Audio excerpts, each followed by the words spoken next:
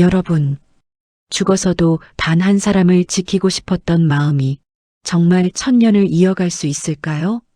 신라의 한 젊은 승려, 그리고 그를 말없이 사랑했던 한 여인. 하지만 그녀의 사랑은 이루어지지 않았습니다. 아니, 어쩌면 그때부터 시작되었는지도 모릅니다. 오늘 이야기를 끝까지 들으시면 진정한 사랑은 소유가 아니라 지켜주는 것이라는 부처님의 깊은 뜻을 만나게 되실 겁니다. 구독과 좋아요는 부처님의 지혜를 더 많은 분들과 나누는 큰 인연이 됩니다. 당나라로 향한 젊은 수행자. 때는 신라 문무왕 시절, 반도의 끝, 먼지 쌓인 산사에서 한 청년이 새벽빛을 바라보고 있었습니다. 그의 이름은 의상. 아직 20을 갓 넘긴 나이였지만 눈빛만큼은 이미 속세의 것이 아니었습니다. 그는 무엇이 진리인가를 묻고 또 물었습니다. 스승의 말씀도, 경전의 구절도, 산속 새벽, 바람도 모두 그에게는 답의 조각이었지만 아직 완전하지 않았습니다. 결국 그는 결심합니다. 바다를 건너야 한다고.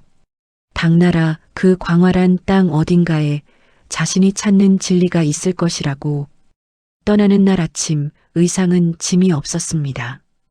옷 한 벌, 바로 하나, 그리고 오직 구도를 향한 마음 하나. 모든 것을 내려놓는다는 것은 말처럼 쉬운 일이 아닙니다. 어머니의 얼굴, 익숙한 산길의 냄새, 밤마다 들려오던 풀벌레 소리. 그것들을 뒤로하고 걷는 발걸음은 가볍지 않았습니다. 그러나 그는 돌아보지 않았습니다. 파도가 높았습니다. 배는 작았고 바람은 거셌습니다. 그러나 의상의 눈은 수평선 너머를 향하고 있었습니다. 두려움이 없는 것이 아니었습니다.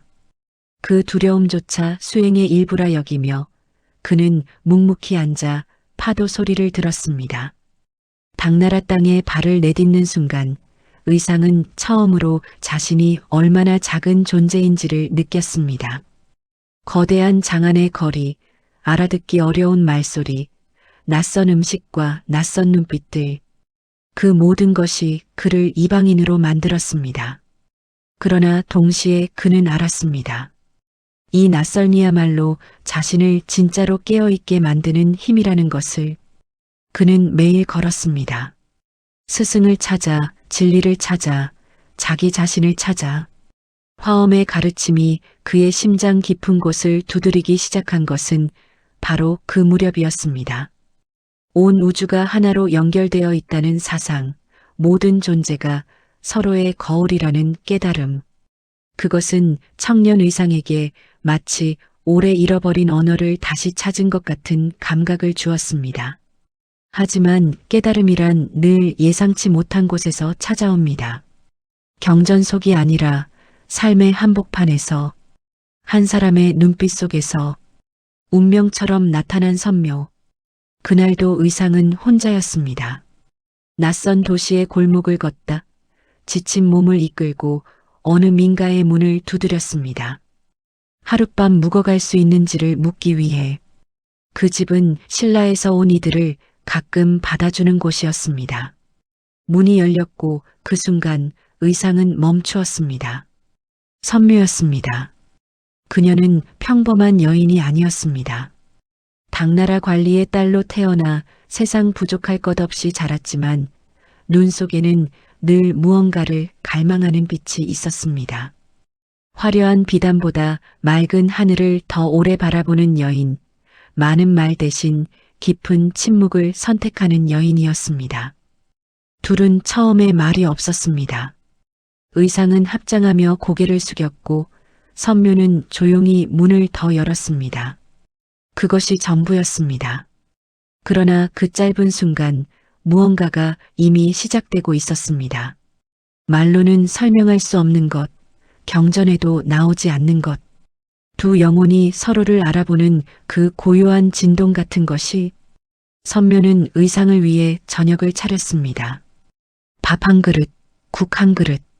특별할 것 없는 음식이었지만 의상에게는 오랜만에 느끼는 따뜻함이었습니다. 그는 조용히 먹었고 선묘는 조용히 바라보았습니다. 그 시선이 불편하지 않았다는 것을 의상도 알고 있었습니다.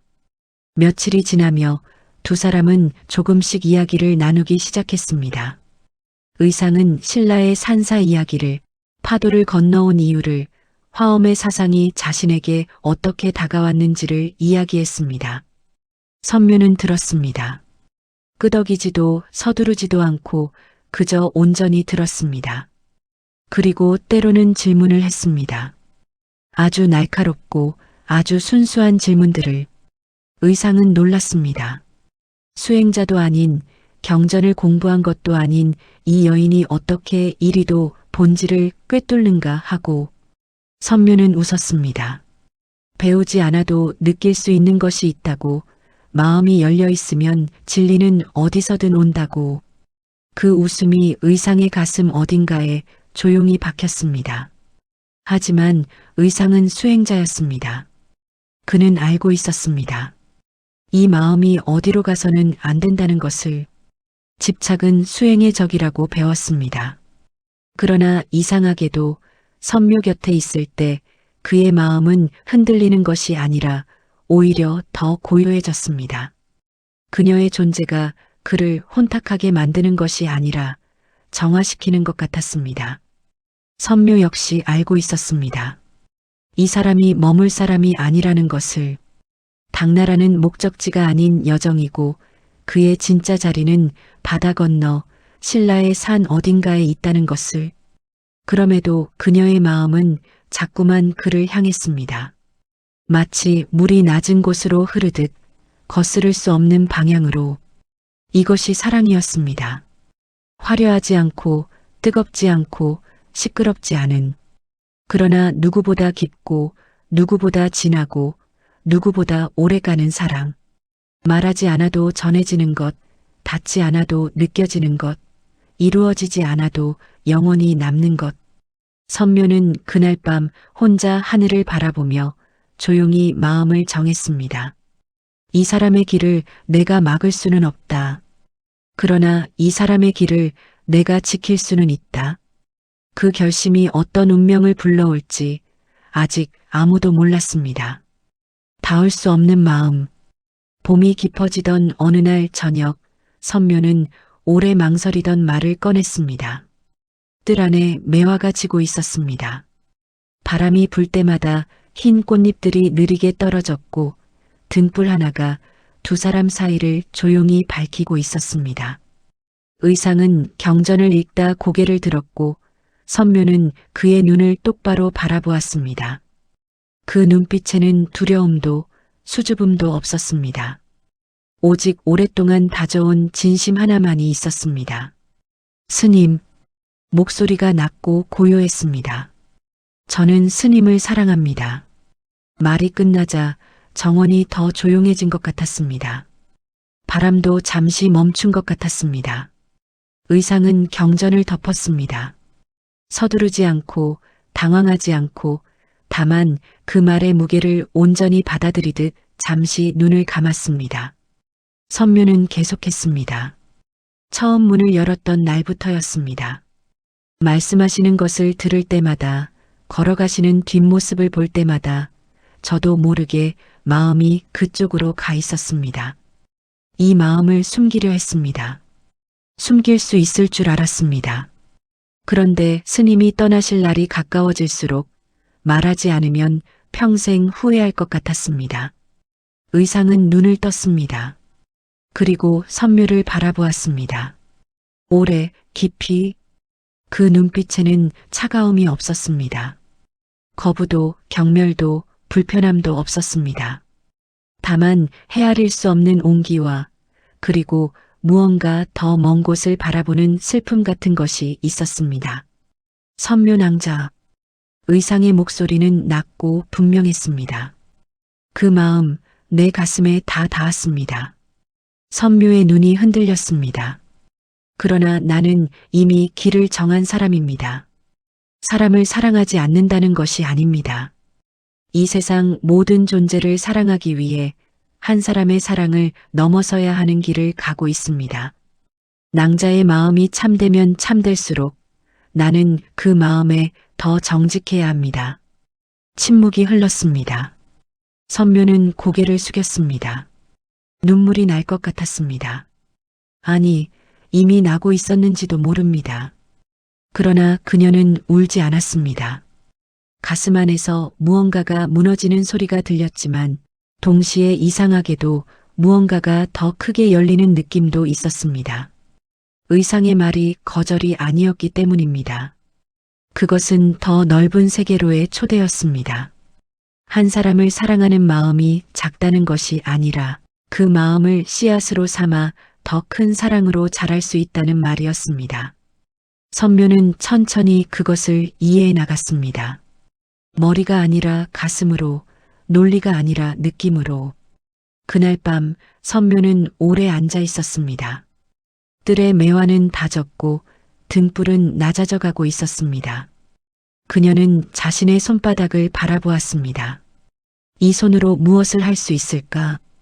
이 마음으로 어디까지 갈 수 있을까? 사랑이 이루어지지 않는다는 것을 알았을 때 사람은 두 가지 길 앞에 섭니다. 무너지거나 더 깊어지거나. 선묘는 무너지지 않기로 했습니다. 아니, 더 정확히는 무너지는 대신 모든 것을 쏟아붓기로 했습니다. 이 사랑을 가두지 않고 흘려보내기로. 의상의 길이 완성될 수 있도록 자신이 할 수 있는 모든 것을 다하기로. 그것이 선묘가 선택한 사랑의 방식이었습니다. 이루어지지 않아도 끝나지 않는 사랑. 받지 못해도 주기를 멈추지 않는 사랑. 곁에 없어도 지키는 사랑. 그 다음 날부터 선묘는 달라졌습니다. 슬픔이 사라진 것이 아니었습니다. 그러나 그 슬픔이 이제 그녀를 무겁게 짓누르는 것이 아니라 오히려 더 선명하게 살아있게 만드는 것 같았습니다. 그녀는 의상을 위해 공양을 준비했고 그가 필요한 것들을 조용히 챙겼습니다. 한마디 더, 한 번 더 머물러 달라는 말은 하지 않았습니다. 의상은 그런 선묘를 보며 가슴 깊은 곳에서 무언가를 느꼈습니다. 이 여인의 마음이 얼마나 큰지를. 사랑을 거두지 않고 오히려 그 사랑을 더 높은 곳으로 올려보내는 이 여인이 어쩌면 자신보다 더 큰 수행을 하고 있는 것은 아닌가 하고. 떠나는 날 아침은 맑았습니다. 하늘이 지나치게 맑아서 오히려 슬픈 날이었습니다.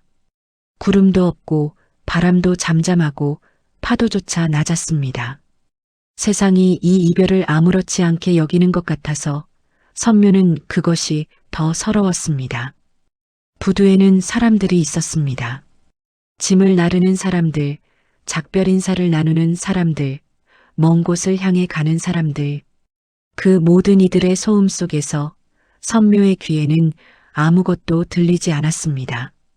오직 의상의 발걸음 소리만이 들리는 것 같았습니다. 배를 향해 걸어가는 그 소리가. 의상은 선묘 앞에 멈추었습니다. 그는 아무 말도 하지 않았습니다. 선묘도 아무 말도 하지 않았습니다. 말이 필요하지 않았습니다. 이미 할 말은 다 했고 하지 못한 말은 말로 할 수 있는 것이 아니었습니다. 의상이 합장했습니다. 깊이 진심으로. 선묘도 합장했습니다. 손이 떨렸지만 시선은 흔들리지 않았습니다. 그리고 의상은 돌아섰습니다. 걸었습니다. 배에 올랐습니다. 돌아보지 않았습니다.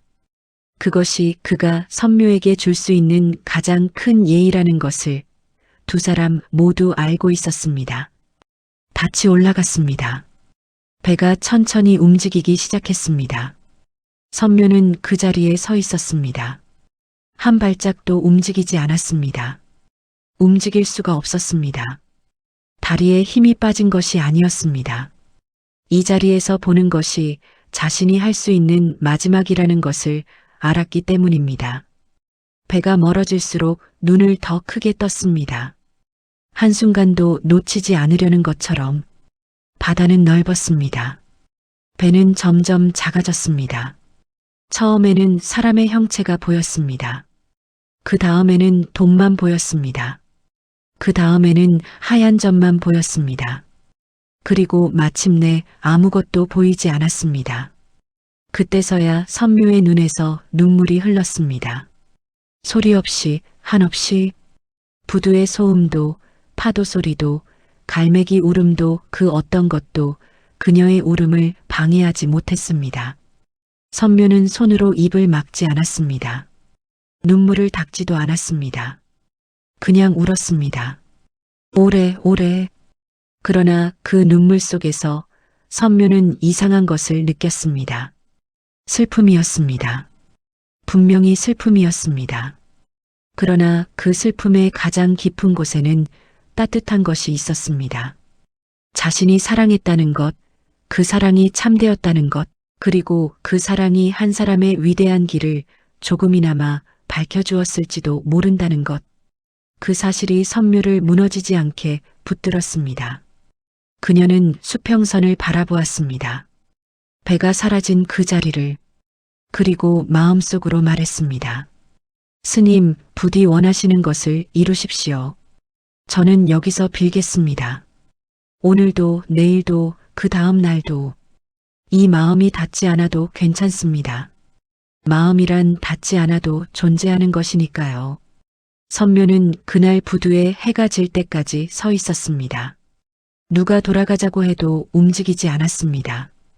바다가 붉게 물들고 어둠이 내려와 수평선을 지우고 별이 하나둘 뜨기 시작할 때까지 그녀가 마침내 발걸음을 돌렸을 때 그 걸음은 더 이상 슬픔의 걸음이 아니었습니다. 그것은 결심의 걸음이었습니다. 이 사랑을 잃은 것이 아니라 이 사랑을 더 크게 살기로 한 사람의 걸음. 의상이 신라로 돌아가 사찰을 세우는 날 자신도 그 곁에 있겠다는, 몸이 아니더라도 마음이, 원이, 이 생애의 모든 것이 함께하겠다는 서원을 품은 사람의 걸음이었습니다. 하늘에는 별이 가득했습니다. 의상이 건너간 바다 위로 같은 별빛이 쏟아지고 있었습니다. 바다에 몸을 던진 이유. 사람들은 오해합니다. 선묘가 바다에 뛰어든 것을 두고 사랑을 이루지 못한 절망 때문이라고 말합니다. 따라가지 못해서, 붙잡지 못해서 잃어버렸기 때문이라고. 그러나 그것은 선묘를 모르는 사람들의 말입니다. 선묘의 마음 깊은 곳을 들여다본 적 없는 사람들의 말입니다. 선묘는 절망하지 않았습니다. 그날 부두에서 짐을 들고 달려갔을 때, 배가 이미 물 위에 있는 것을 보았을 때 선묘의 가슴에 찾아온 것은 절망이 아니었습니다. 그것은 오히려 오랫동안 준비해온 어떤 순간이 마침내 도착했다는 느낌이었습니다. 두려움이 없었습니다. 떨림이 없었습니다. 오히려 이상하리만치 고요했습니다. 선묘는 그 고요함 속에서 자신의 마음을 들여다보았습니다. 내가 지금 무엇을 원하는가? 저 배를 세우고 싶은가? 그 사람을 돌아오게 하고 싶은가? 내 곁에 머물게 하고 싶은가? 아니었습니다. 단 한 가지만 원했습니다. 저 배가 무사히 신라에 닿기를, 저 사람이 자신의 길을 완성하기를, 자신이 사랑한 그 사람이 자신이 사랑했기 때문에 더 위대해지기를. 그것이 선묘가 바다에 뛰어든 이유였습니다. 서원이었습니다. 기도가 말로 부족할 때, 마음이 행동을 요구할 때, 사람은 온몸을 던집니다. 선묘는 기도하는 것으로 부족하다고 느꼈습니다. 바라보는 것으로 부족하다고 느꼈습니다. 이 마음을 세상 가장 확실한 방식으로 증명해야 한다고, 이 원을 세상 가장 깊은 곳에 새겨야 한다고 느꼈습니다. 그래서 뛰어들었습니다. 죽으러 간 것이 아니었습니다. 살러 간 것이었습니다. 지금까지와는 다른 방식으로, 더 큰 의미로. 몸이 소멸하는 것이 두렵지 않았습니다. 마음이 소멸하는 것이 두려웠을 뿐입니다. 그리고 마음은 결코 소멸하지 않는다는 것을 선묘는 알고 있었습니다. 생각해보면 선묘는 이미 오래전부터 준비하고 있었습니다. 의상이 고백을 거절한 날 밤 선묘는 뜰에 앉아 이런 생각을 했습니다. 사랑이란 무엇인가? 내가 원하는 것을 얻는 것이 사랑인가? 아니면 내가 사랑하는 사람이 원하는 것을 이루도록 돕는 것이 사랑인가? 그날 밤 선묘가 내린 결론은 분명했습니다. 사랑은 소유가 아니라 방향이다. 내가 그를 갖는 것이 아니라 내 모든 것이 그를 향하는 것. 내가 그의 곁에 있는 것이 아니라 그가 가는 곳마다 내 마음이 먼저 가 있는 것. 선묘는 그날 이후 조금씩 자신을 바꾸어 나갔습니다. 원하는 마음을 거두는 것이 아니라 원하는 것의 내용을 바꾸었습니다. 그를 갖고 싶다는 원을 그를 지키겠다는 원으로. 그것이 얼마나 어려운 일인지 해본 사람은 압니다. 사랑하는 사람을 놓아주는 것, 붙잡지 않는 것, 멀어지는 것을 바라만 보는 것. 그것은 무감각해지는 것이 아닙니다. 오히려 더 깊이 느끼면서 그 느낌을 다른 방향으로 돌리는 것입니다. 불꽃을 끄는 것이 아니라 불꽃이 태우는 것을 바꾸는 것입니다. 선묘는 그 과정을 홀로 해냈습니다. 스승도 없이, 경전도 없이, 가르침도 없이, 오직 한 사람을 사랑한다는 그 단순한 사실 하나를 씨앗으로 삼아 스스로 자라났습니다. 어쩌면 그것이 가장 오래된 수행의 방식이었는지도 모릅니다. 삶이 곧 도량이 되고 사랑이 곧 경전이 되는 방식.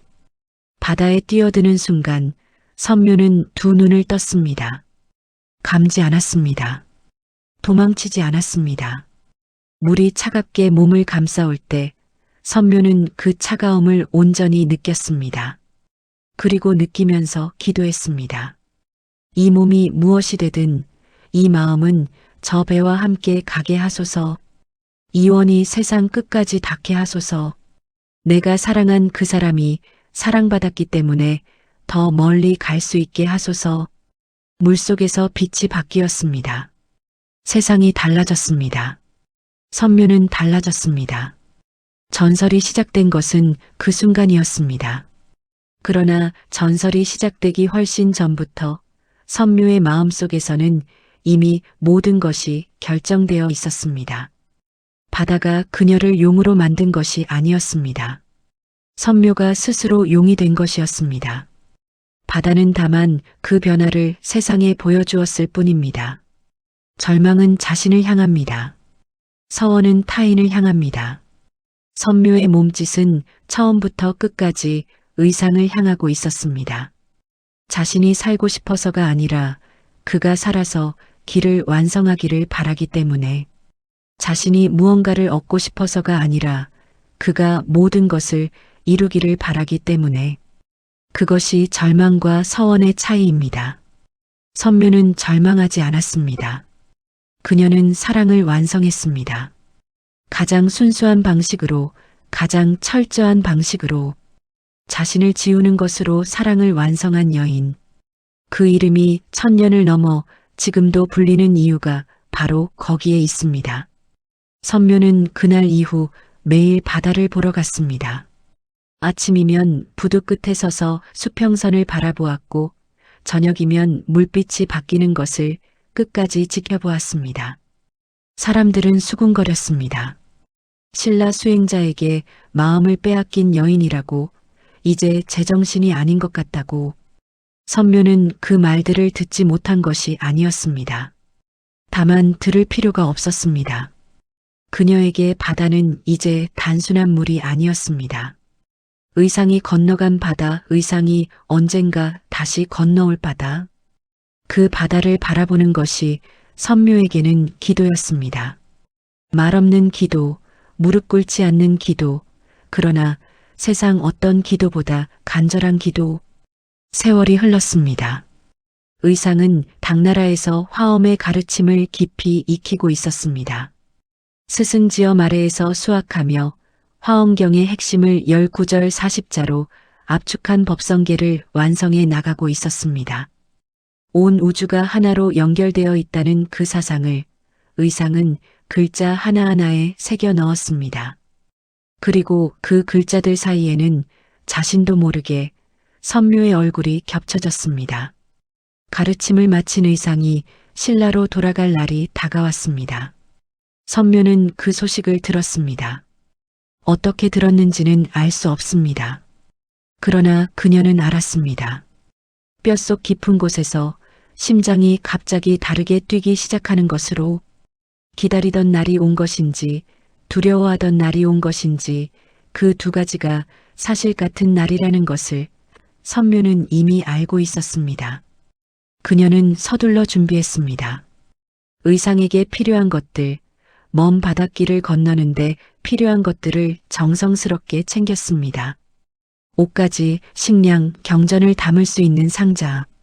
손이 떨렸지만 멈추지 않았습니다. 이것이 자신이 할 수 있는 마지막이라는 것을 알면서도, 아니, 알기 때문에 더 정성을 다했습니다. 그러나 배는 이미 떠나고 있었습니다. 선묘가 짐을 들고 부두에 달려갔을 때 의상의 배는 이미 물 위에 있었습니다. 닻은 올라갔고 돛은 펼쳐졌고 바람은 배를 밀고 있었습니다. 선묘는 소리쳤습니다. 그러나 파도 소리가 더 컸습니다. 배는 멈추지 않았습니다. 선묘는 부두 끝에 섰습니다. 발 아래는 바다였습니다. 깊고 차가운 바다. 그녀는 손에 든 짐을 내려다보았습니다. 그리고 바다를 내려다보았습니다. 그리고 멀어지는 배를 바라보았습니다. 그 순간 선묘는 기도했습니다. 소리내어 기도한 것이 아니었습니다. 가슴 가장 깊은 곳에서 이 생애의 모든 것을 걸고 올려보낸 기도였습니다. 이 물건들이 의상 스님께 닿게 해주십시오. 그리고 저를, 저의 이 마음을 스님의 배가 닿는 그 끝까지 함께하게 해주십시오. 몸이 아니어도 좋습니다. 이름이 없어도 좋습니다. 오직 지키는 것으로만 존재해도 좋습니다. 선묘는 짐을 바다에 던졌습니다. 그리고 자신도 뛰어들었습니다. 차가운 물이 그녀를 감쌌습니다. 세상의 소리가 멀어졌습니다. 빛이 흔들렸습니다. 그러나 선묘의 마음은 흔들리지 않았습니다. 오히려 그 어느 때보다 고요했습니다. 두려움이 없었습니다. 후회가 없었습니다. 오직 한 방향으로만 향하는 그 투명하고 무거운 마음만이 있었습니다. 전설은 말합니다. 그 순간 바다 깊은 곳에서 무언가가 깨어났다고. 물빛이 달라지고 파도가 잠잠해지고 하늘이 갑자기 낮아졌다고. 그리고 선묘의 몸이 변했다고. 비늘이 생겨났습니다. 등에 날개가 돋았습니다. 눈빛이 황금빛으로 빛났습니다. 물속에서 선묘는 용이 되었습니다. 사랑이 원이 되고 원이 힘이 되고 힘이 형체를 얻은 것이었습니다. 이루어지지 않았지만 한 번도 거두어지지 않은 마음이 마침내 세상에서 가장 강한 것이 된 것이었습니다. 용이 된 선묘는 의상의 배 아래로 헤엄쳤습니다. 험한 파도가 왔을 때 배를 받쳤습니다. 암초가 있을 때 방향을 틀어주었습니다. 폭풍이 몰아칠 때 그 중심에서 배를 감쌌습니다. 의상은 알지 못했습니다. 자신의 배가 왜 이토록 안전하게 항해하는지를. 다만 파도 위에 앉아 경전을 읽으며 문득 마음속에 따뜻한 것이 차오르는 것을 느꼈을 뿐입니다. 배가 신라 땅에 닿던 날 바다는 유리처럼 잔잔했습니다. 그것이 선묘의 마지막 선물이었습니다. 의상이 신라로 돌아왔을 때 그는 산을 찾아 나섰습니다. 화엄의 가르침을 펼칠 자리. 단순한 건물이 아니라 가르침 그 자체가 땅 위에 세워지는 공간. 의상은 걸었습니다. 산을 넘고 강을 건너고 골짜기를 지나며 어디가 그 자리인지 발이 먼저 알 것이라 믿으며 그가 멈춘 곳은 경상북도 태백산 기슭이었습니다. 봉황산 자락, 구름이 허리를 감고 있는 그 높은 곳. 서쪽으로는 저 멀리 산들이 겹겹이 펼쳐지고 아래로는 안개가 강처럼 흐르는 그 자리. 의상은 그곳에 섰을 때 발이 더 이상 움직이지 않았습니다. 이곳이라는 것을 몸이 먼저 알았습니다. 그러나 그 땅은 비어 있지 않았습니다. 이미 그곳에는 다른 무리가 자리를 잡고 있었습니다. 외도의 무리라고도 하고 기존의 세력이라고도 하는 새로운 가르침을 원하지 않는 이들이었습니다. 그들은 의상이 오는 것을 막으려 했습니다. 위협했습니다. 돌아가라 했습니다. 의상은 움직이지 않았습니다. 그때였습니다. 땅이 흔들렸습니다. 바위가 떠올랐습니다. 전설은 말합니다. 하늘에서 돌 하나가 내려왔다고, 아니, 땅 아래에서 솟아올랐다고. 거대한 바위가 공중에 떠올라 적들을 향해 기울어졌다고. 그 바위 앞에서 아무도 버티지 못했습니다. 무리는 흩어졌습니다. 그리고 바위는 사뿐히 사찰터 한쪽에 내려앉았습니다. 그 바위가 지금도 부석사에 있습니다. 부석, 뜬 돌, 허공에 떴다가 내려앉은 돌. 그 바위 아래에 귀를 대면 소리가 난다고 합니다. 물 흐르는 소리 같기도 하고 바람 소리 같기도 하고 혹은 아주 조용하고 낮은 숨소리 같기도 한 그 소리. 오래전부터 사람들은 그것이 선묘의 소리라고 말해왔습니다. 용이 된 선묘가 의상의 배를 지키고 신라 땅에 닿은 뒤에도 그를 따라왔다고. 그가 산을 찾아 걸을 때 그 길을 밝혀주었다고. 그리고 사찰이 세워지는 것을 방해하는 이들 앞에 나타나 그 땅을 지켜주었다고. 바위는 선묘가 마지막으로 자신의 힘을 쏟아부은 자리였고 그 뒤로 선묘는 그 바위 아래에 깃들었다고. 사찰의 이름이 지어졌습니다. 부석사, 뜬 돌의 절. 의상은 그 이름을 짓는 순간 오래 눈을 감고 있었다고 합니다. 제자들은 스승이 무엇을 생각하는지 몰랐습니다. 그러나 의상은 알고 있었습니다.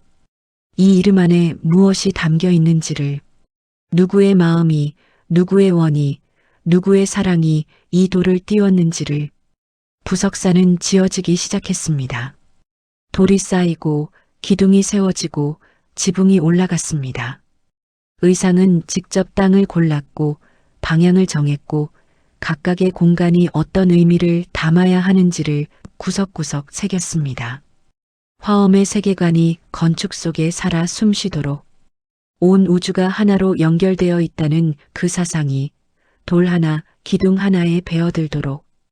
그리고 사찰이 완성되었을 때 의상은 한 가지를 더 만들었습니다. 무량수전역, 바람이 잘 통하는 자리에 선묘상을 모셨습니다. 나무로 깎은 작은 상이었습니다. 화려하지 않고 크지 않고 다만 조용히 앉아 먼 곳을 바라보는 형상. 그것이 의상이 기억하는 선묘의 모습이었습니다. 부두 끝에서 멀어지는 배를 바라보던 수평선 너머로 마음을 보내던 그 여인의 모습. 제자들이 물었습니다. 이분은 누구십니까? 의상은 잠시 침묵하다 말했습니다. 이 사찰을 세운 분이다. 제자들은 의아했습니다. 사찰을 세운 것은 스승이고 이분은 여인의 형상인데, 그러나 의상은 더 설명하지 않았습니다. 설명이 필요 없는 말이었습니다. 그 말 속에 모든 것이 있었습니다. 부석사는 1000년이 지난 지금도 그 자리에 있습니다. 무량수전은 우리나라에서 가장 오래된 목조 건물 중 하나입니다. 베을림 기둥이 은은하게 하늘을 받치고 있고 그 안에는 아미타불이 서쪽을 향해 앉아 있습니다. 서쪽, 즉 당나라가 있는 방향으로, 의상의 모든 공부가 시작된 방향으로, 그리고 선묘가 살았던 땅이 있는 방향으로. 그것이 우연이라고 말하는 사람은 없습니다. 부석사에 오르는 길은 깁니다. 일주문을 지나고 당간지주를 지나고 여러 개의 계단을 오르고 천왕문을 지나고 또 오르고 또 걸어야 합니다. 숨이 차오를 즈음해야 무량수전이 보입니다. 그 긴 길이 의상의 구도 여정을 닮았다고도 하고 선묘의 기다림을 닮았다고도 합니다. 무량수전 앞마당에 서면 탁 트인 하늘이 펼쳐집니다. 거기서 바람을 맞으면 사람들은 종종 이상한 감각을 느낍니다. 어딘가에서 자신을 바라보는 눈빛 같은 것. 차갑지 않고 무겁지 않고 다만 조용하고 따뜻한 시선. 이 사찰을 지어준 이의 마음이 지금도 이 바람 속에 깃들어 있는 것처럼. 그리고 부석, 그 뜬 돌 앞에 서는 순간 1000년 전 한 여인의 마음이 얼마나 크고 깊었는지를 사람들은 말없이 압니다. 설명 없이, 배움 없이, 다만 그 돌 앞에 서는 것만으로 사랑은 이루어지지 않아도 세상을 바꿀 수 있습니다. 마음은 닿지 않아도 1000년을 살아남을 수 있습니다. 선묘는 의상의 곁에 머물지 못했습니다. 그러나 의상의 모든 길에 함께했습니다. 몸이 아닌 원으로, 이름이 아닌 흔적으로, 사랑이 아닌 신앙으로. 부석사는 그 증거입니다. 1000년이 지나도 무너지지 않는 돌처럼 선묘의 마음은 지금도 그 산 위에서 바람이 되어 불고 있습니다. 사랑은 소유가 아니라 지켜주는 것. 이 이야기를 사랑 이야기라고 부르는 것은 절반만 맞습니다. 나머지 절반은 수행 이야기입니다. 아니, 어쩌면 가장 본질적인 의미에서의 수행 이야기입니다. 경전을 읽고 산속에 앉아 눈을 감고 스승 아래 가르침을 받는 것만이 수행이 아닙니다. 삶의 한복판에서 가장 인간적인 감정을 재료로 삼아 그것을 가장 숭고한 것으로 바꾸어 나가는 것, 그것이야말로 진짜 수행입니다. 선묘는 평생 사찰에 가지 않았습니다. 스승에게 배우지 않았습니다. 법복을 입지 않았습니다. 그러나 선묘는 수행자였습니다. 어쩌면 이 이야기에 등장하는 누구보다도 깊은 수행자였습니다. 그녀가 한 것을 가만히 들여다봅니다. 처음에 선묘는 집착했습니다. 의상을 보는 순간 마음이 움직였고 그 마음을 따라가고 싶었습니다. 그것은 인간으로서 가장 자연스러운 감정이었습니다. 아름다운 것을 보면 갖고 싶고 좋은 사람을 만나면 곁에 두고 싶은 마음. 선묘도 처음에는 그랬습니다. 그러나 선묘는 거기서 멈추지 않았습니다. 거절을 받은 날 밤 선묘는 그 집착을 들여다보았습니다. 이 마음이 정말 의상을 위한 것인가? 아니면 나를 위한 것인가? 내가 그를 원하는 것인가? 아니면 그가 잘 되기를 원하는 것인가? 두 가지는 비슷해 보이지만 전혀 다른 것입니다. 하나는 나를 중심에 두고 하나는 그를 중심에 둡니다. 하나는 내가 채워지는 것을 원하고 하나는 그가 완성되는 것을 원합니다. 선묘는 자신의 마음 안에서 그 두 가지를 분리해냈습니다. 그리고 집착을 내려놓고 자비를 선택했습니다. 집착이란 상대를 나의 행복을 위한 수단으로 보는 것입니다. 자비란 상대의 행복 그 자체를 원하는 것입니다. 선묘는 의상이 자신 곁에 있기를 바라는 마음을 거두고 의상이 자신의 길 위에서 빛나기를 바라는 마음을 키웠습니다. 그 과정이 쉬웠을 리 없습니다. 눈물이 없었을 리 없습니다. 흔들리지 않았을 리 없습니다. 그러나 선묘는 해냈습니다. 그것이 이 이야기의 핵심입니다. 집착을 자비로 바꾼 한 사람의 이야기. 사랑을 소유에서 지킴으로 전환한 한 여인의 수행. 불교에서 말하는 자비란 본래 그런 것입니다. 좋아하는 사람만을 위하는 것이 아니라 상대가 행복하기를 바라는 마음. 내가 얻는 것이 아니라 상대가 얻기를 바라는 마음. 선묘는 그것을 경전에서 배운 것이 아니었습니다. 사랑하면서 스스로 발견했습니다. 의상이 화엄을 공부하며 깨달은 것이 있었습니다. 온 우주가 서로 연결되어 있다는 것. 나와 너가 따로 없다는 것. 모든 존재가 서로의 원인이자 결과라는 것. 그 위대한 사상이 의상의 머리에서 시작되었다면 선묘의 삶에서는 이미 실천되고 있었습니다. 그녀는 자신과 의상을 분리하지 않았습니다. 그의 행복이 곧 자신의 행복이었고 그의 길이 곧 자신의 길이었습니다. 받는 사람 없이 주기만 하는 사랑을 살았습니다. 부석사는 그래서 단순한 건축물이 아닙니다. 그것은 한 사람의 수행이 물질 세계에 남긴 흔적입니다. 의상의 공부와 선묘의 원이 만나 돌과 나무와 흙 속에 스며든 결과입니다. 뜬 돌, 부석 그 바위는 지금도 허공에 뜬 채 내려앉아 있습니다. 과학으로 설명할 수 없다고 말하는 사람도 있고 지형과 구조의 문제라고 말하는 사람도 있습니다. 그러나 부석사에 오른 사람들이 그 바위 앞에서 오래 서 있는 이유는 설명 때문이 아닙니다. 그 바위가 무언가를 담고 있다는 것을 몸이 먼저 느끼기 때문입니다. 1000년이 지나도 그 이야기가 전해지는 이유를 생각합니다. 사람들은 왜 선묘를 기억하는가? 의상은 위대한 스님이었고 화엄종을 세운 사람이었고 법성계를 지은 사람이었습니다. 그 이름은 역사책에 남습니다. 그러나 선묘는 역사책의 사람이 아닙니다. 설화의 사람입니다. 전설의 사람입니다. 그리고 어쩌면 그 때문에 더 오래, 더 깊이 기억됩니다. 역사는 사실을 기록하지만 설화는 진실을 담습니다. 선묘의 이야기가 설화가 된 것은 그 안에 시대를 초월하는 진실이 있기 때문입니다. 사랑은 소유가 아니라는 것, 마음은 닿지 않아도 세상을 움직일 수 있다는 것, 집착을 자비로 바꾸는 것이 가능하다는 것, 그리고 이루어지지 않은 사랑이 이루어진 사랑보다 더 오래, 더 크게 살아남을 수 있다는 것. 이 이야기는 오늘 우리에게도 묻습니다. 당신이 사랑한다고 할 때 그것이 상대를 위한 것인가, 당신을 위한 것인가?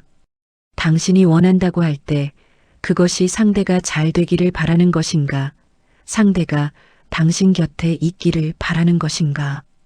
당신이 잃었다고 할 때 정말 잃은 것인가, 아니면 더 큰 형태로 전해진 것인가? 선묘는 아무것도 잃지 않았습니다. 의상을 갖지 못했지만 의상의 모든 길에 함께했습니다. 당나라 부두에 홀로 남겨졌지만 신라의 산 위에 1000년을 남았습니다. 이름이 역사에 기록되지 않았지만 돌 위에, 바람 위에, 사람들의 가슴 위에 새겨졌습니다. 사랑은 소유가 아닙니다. 사랑은 상대가 더 멀리 갈 수 있도록 뒤에서 밀어주는 것입니다. 상대가 빛날 수 있도록 자신이 조용해지는 것입니다. 상대의 길이 험할 때 그 길을 닦아주는 것입니다. 그리고 상대가 자신을 모를 때에도, 알아주지 않아도, 기억하지 못해도 그 마음을 거두지 않는 것입니다. 선묘는 그것을 살았습니다. 말로 가르친 것이 아니라 삶으로 보여주었습니다. 부석사 무량수전 앞마당에 서서 저녁 바람을 맞을 때 사람들이 이유 모를 감동을 느끼는 것은 그 때문입니다. 1000년 전 한 여인의 마음이 그 바람 속에 아직 살아있기 때문입니다. 집착이 자비가 되고 자비가 서원이 되고 서원이 기적이 되고 기적이 1000년을 이어온 그 마음이 지금도 그 산 위에서 불고 있기 때문입니다. 이 이야기는 끝나지 않았습니다. 선묘의 마음이 살아있는 한, 부석사가 그 자리에 있는 한, 그리고 우리가 누군가를 사랑하면서 이 이야기를 떠올리는 한 선묘는 지금도 수행 중입니다. 가장 오래된 방식으로, 가장 순수한 마음으로, 지켜주는 것으로,